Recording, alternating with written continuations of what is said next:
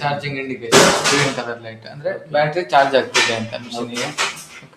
1 2 3 ಅಂತ ಬರ್ತದ್ದು ನಿಮ್ಗೆ ಎಮರ್ಜೆನ್ಸಿ ಡಿಫಿಬ್ರಿಲೇಷನ್ ಶಾಕ್ ಕೊಡ್ಲಿಕ್ಕೆ ಯೂಸ್ ಆಗುವಂತ ಬಟನ್. ಒನ್ ಪವರ್ ಆನ್ ಮತ್ತೆ ಆಫ್ ಮಾಡ್ಲಿಕ್ಕೆ ಇದೆ ಬಟನ್ ಸೇಮ್. ಆನ್ ಆಫ್ ಬರ್ತಿದೆಲ್ಲ ಸೇಮ್. ಮಿಷಿನ್ ಆನ್ ಆಗುತ್ತೆ. ಆನ್ ಆಗುವಾಗ ಡಿಫಾಲ್ಟ್ 200 ಎನರ್ಜಿ ಸೆಲೆಕ್ಟ್ ಆಗಿರುತ್ತೆ ನಿಮ್ಗೆ. ಇದು ಎನರ್ಜಿ ಸೆಲೆಕ್ಷನ್ ಬಟನ್.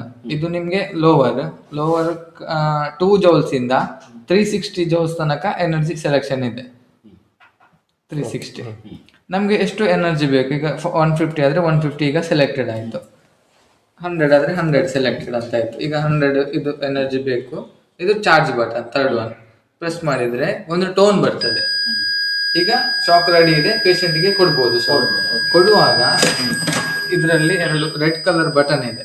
ಇದನ್ನು ಒಟ್ಟಿಗೆ ಪ್ರೆಸ್ ಮಾಡಬೇಕು. ಒಂದ ಪೇಷಂಟ್ ಮೇಲೆ ಅಥವಾ ನಾವು ಈಗ ಸೆಲ್ಫ್ ಟೆಸ್ಟ್ ಮಾಡುವಾಗ ಮಿಷಿನ್ ನಲ್ಲಿ. ಈಗ ಶಾರ್ಟ್ ಮಾಡಿ ಪ್ರೆಸ್ ಮಾಡುದಲ್ಲ, ಡಿಸ್ಚಾರ್ಜ್ ಮಾಡ್ಲಿಕ್ಕೆ ಇಲ್ಲ. ಅಂದ್ರೆ ಮಿಷಿನ್ಗೆ ಹೋಗುತ್ತೆ. ಓಪನ್ ಏರ್ ಅಲ್ಲಿ ಸಹ ಮಾಡುದು ಬೇಡ. ಒಂದ ಪೇಷಂಟ್ ಮಿಷಿನ್ ಅಲ್ಲಿ ಲೋಡ್ ಇದೆ ಡಮ್ಮಿ ಪೇಷಂಟ್ ತರ, ಅದು ತಗೊಳ್ತೀನಿ.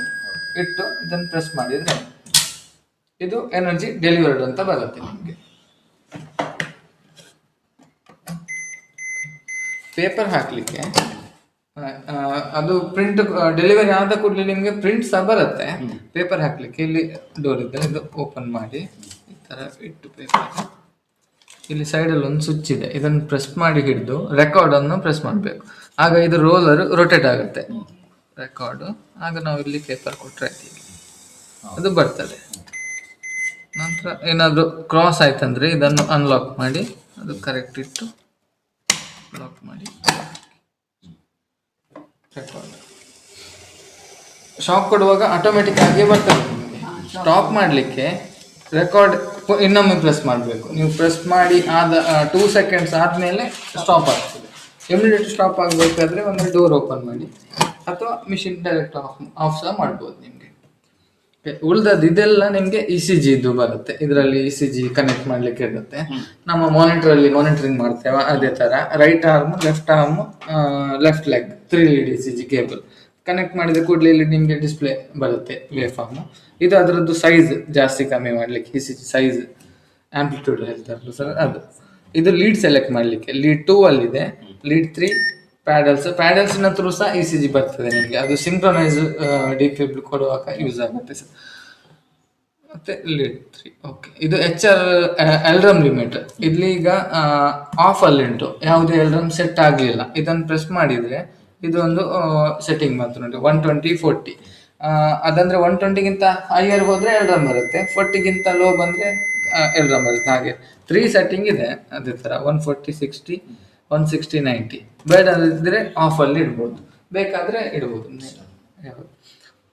ಇದು ವಾಲ್ಯೂಮ್, ಬೀಟ್ ವಾಲ್ಯೂಮ್. ಈಗ ಅದು ಟೋನ್ ಬರುತ್ತಲ್ಲ ಪ್ರತಿಯೊಂದು RVF ಡಿಟೆಕ್ಟ್ ಮಾಡಿ ಟಿಂಗ್ ಟಿಂಗ್ ಆ ಥರ, ಅದಕ್ಕೆ ಇದು ವಾಲ್ಯೂಮ್ ಜಾಸ್ತಿ ಕಮ್ಮಿ ಮಾಡಲಿಕ್ಕೆ. ರೆಕಾರ್ಡು ಪ್ರಿಂಟಿಗೆ. ಮಾರ್ಕ್ ಏನಂದ್ರೆ ಯಾವುದಾದ್ರೂ ಈಗ ECG ಅಲ್ಲಿ ನಿಮಗೆ ಇವೆಂಟ್ ಸೇವ್ ಆಗ್ಬೇಕಂತಿದ್ರೆ ನೀವು ಮಾರ್ಕ್ ಪ್ರೆಸ್ ಮಾಡಿದ್ರೆ ಅದು ಸೇವ್ ಆಗುತ್ತೆ. ಟೋಟಲ್ 24 ಇವೆಂಟ್ ಸೇವ್ ಆಗುತ್ತೆ. ಅಂದ್ರೆ 24 ಸರ್ತಿ ಪ್ರೆಸ್ ಮಾಡಿದ್ದು ಸೇವ್ ಆಗುತ್ತೆ.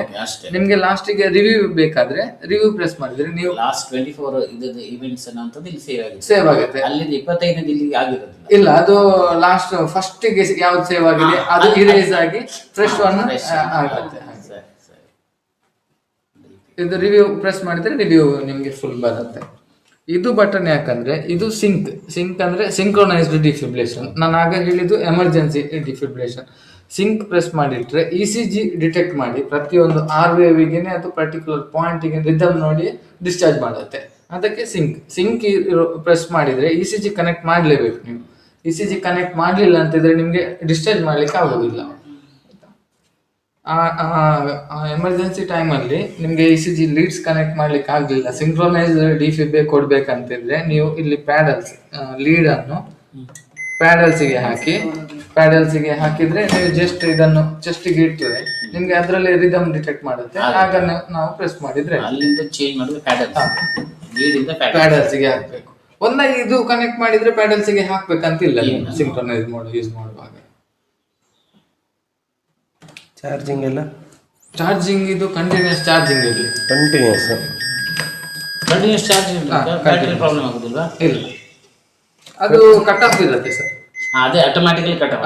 Cut off. ಓಕೆ. ಬಟ್ ಹಾಗಾದ್ರೆ ಒಂದು ಪ್ಲೇಸ್ ನೋಡಿ ಚಾರ್ಜ್ ಚಾರ್ಜ್ ಇಡಬೇಕು ಸರ್. ಇಲ್ಲಿ ಬಟ್ ಇದು ಸೆಕ್ಯೂರ್ಡ್ ಆಗಿರ್ಬೇಕು. ಒಂದ್ಸರಿ ಮಾಡಿ. ಪಿಡಿಯಾಟ್ರಿಕ್ ಪ್ಯಾಡ್ ಅಂತಿಗೆ ಇಲ್ಲಿ ಒಂದು ಲಾಕ್ ಬರುತ್ತೆ, ಇದು press ಮಾಡಿದ್ರೆ ಇದು ಪಿಡಿಯಾಟ್ರಿಕ್ ಫಿಕ್ಸ್. ಇದಲ್ಲದೆ ರಿಮೋಟ್ ಚಾರ್ಜ್. ರಿಮೋಟ್ ಅಂದ್ರೆ ಈಗ ನಾವು ಪೇಷಂಟ್ ಹತ್ರ ಇಡ್ತೇವೆ, ಈಗ ರಿಪೀಟ್ ಎನರ್ಜಿ ನಮ್ಗೆ ಬೇಕಾದ್ರೆ ಇದನ್ನು ಪ್ರೆಸ್ ಮಾಡಿದ್ರೆ ರಿಪೀಟ್ ಎನರ್ಜಿ ಸೇಮ್ ಅಷ್ಟೇ. ಅಷ್ಟೇ ಅಷ್ಟೇ. ಈಗ 100 ಕೊಟ್ಟಿದ್ದೇವೆ, ಇನ್ನೊಮ್ಮೆ 100 ಬೇಕು ರಿಪೀಟಿಗೆ, ಇದನ್ನು ಪ್ರೆಸ್ ಮಾಡಿದ್ರೆ ನಿಮ್ಗೆ ಇಲ್ಲಿ ಚಾರ್ಜ್ ಆಗುತ್ತೆ. ಇಲ್ಲಿ ಚಾರ್ಜ್ ಆಗುತ್ತೆ. ನಾನು ಇದು ಬಟನ್ ಪ್ರೆಸ್ ಮಾಡಲಿಲ್ಲ, ಇಲ್ಲಿ ಪ್ರೆಸ್ ಮಾಡಿದೆ. ಅಲ್ಲ, ನೀವು ವರ್ಷದ 365 ಚಾರ್ಜ್ ಇರಬೇಕಾ? ಹಾ ಸರ್.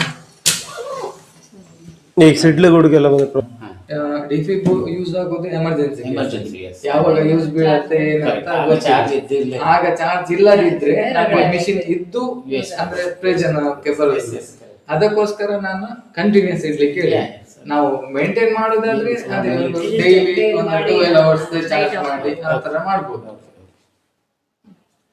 ಆ ರೀಸನ್ಗೆ ಅಂದ್ರೆ ಇದು ಓಟಿಯಲ್ಲೇ ಬಿಡೋದು ಬೆಸ್ಟ್ ಅಲ್ಲ, ಮತ್ತೆ ಅಲ್ಲೆಲ್ಲ ಇಟ್ಟು ಇದಾಗುದಿಲ್ಲ. ಎಲ್ಲೆಲ್ಲ ಅದು ನಮ್ಮ